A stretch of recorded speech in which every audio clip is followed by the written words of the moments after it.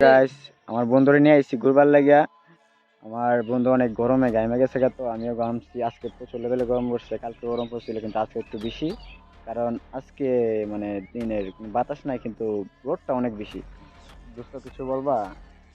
তো ভাই কি আর বলবো, আজকে তো একটা গরম লাগতেছে। তো আমি পুরাই হতাশ, যা বলার মতো না। আসলে আমি ভাবি না যে ঈদের দ্বিতীয় দিন এরকম গরম হইবে। তো কি কারণে গরম হইতেছে বা কোন কারণটা কি, তোমার অনুভূতিটা কি? গরু মাংস খায়া না মানে ঈদের উপলক্ষে গরম লাগতেছে? না, গরু মাংস খাওয়ার এটা কোনো বিষয় না। তো স্বাভাবিক এরকম হবে যে ঈদ তো রানিং চলে গেছে, তাই গরম একটু বেশি লাগতেছে। ও আচ্ছা, যাক, সমস্যা নাই। মেলা আশা শুরু করি হয়েছে।